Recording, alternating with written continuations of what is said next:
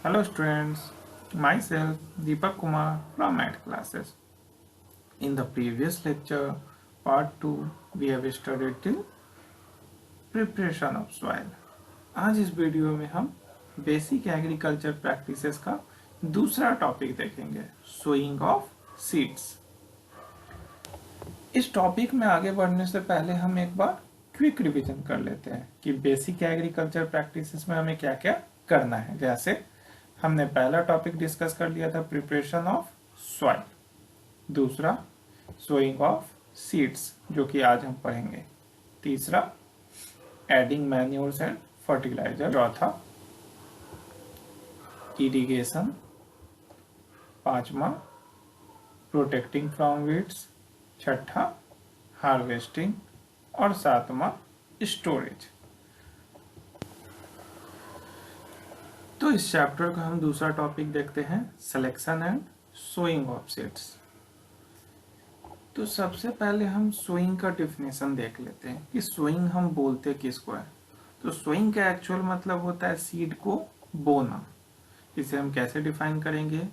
The process of putting seeds in soil is known as sowing. लेकिन sowing करने से पहले, बीज बोने से पहले हमें कुछ बातें ध्यान में रखनी पड़ेगी। कौन सी बातें? वो सीड गुड क्वालिटी की होनी चाहिए, वो सीड डिजीज रेसिस्टेंट होना चाहिए।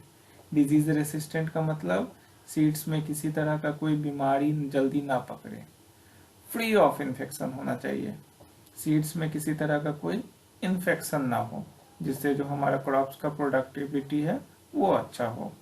और अगर इन सब चीज़ों को ध्यान में रखते हुए सीड को बोया गया तो हमारा क्रॉप का जो यील्ड है यानी क्रॉप का जो प्रोडक्टिविटी है वो काफ़ी अच्छा होगा।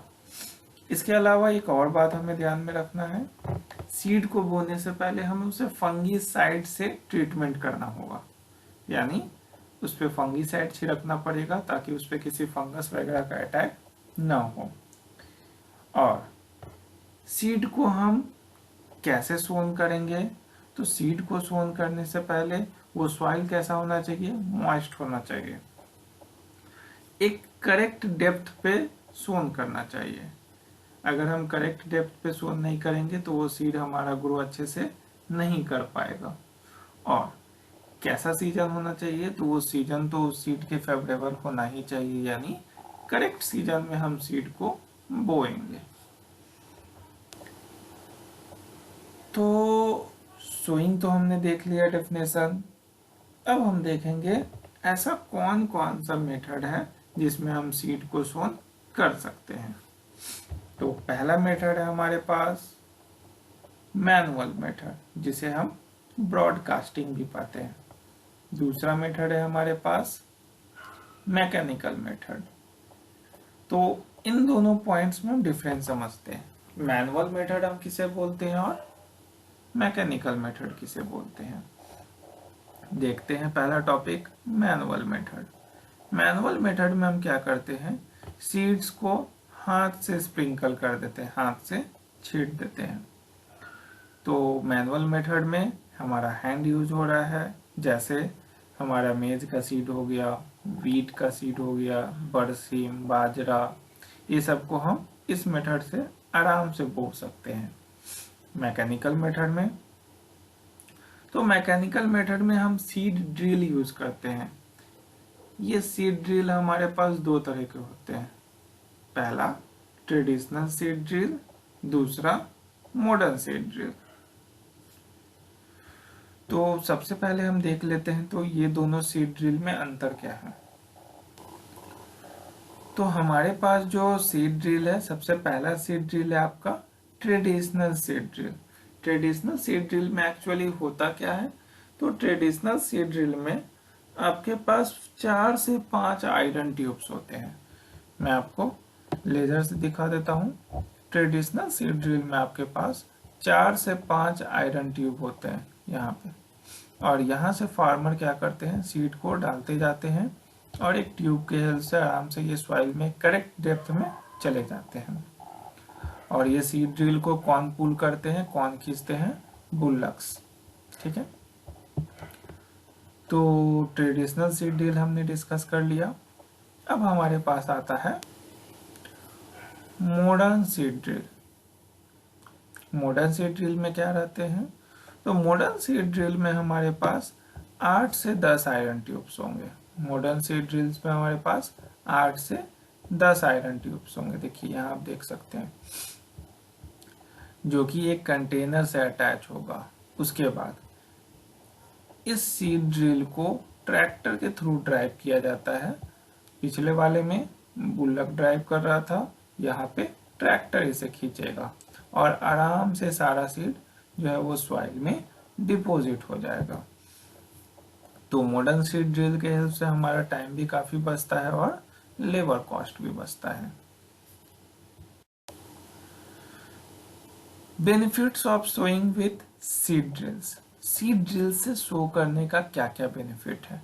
तो सबसे तो पहला बेनिफिट हम ये जान गए कि इस मेथड से सोइंग करने से हम काफ़ी जल्दी सोन कर सकते हैं, काफ़ी फास्ट, और हमारा काम इस टाइम भी काफ़ी बच जाता है।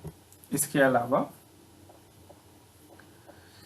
अगर हम इस मेथड से सीड सोन करते हैं तो हमारा जो सीड है वो यूनिफॉर्मली सोन होगा, एक बराबर, एक प्रॉपर डिस्टेंस पे होगा और एक प्रॉपर डेप्थ पे होगा।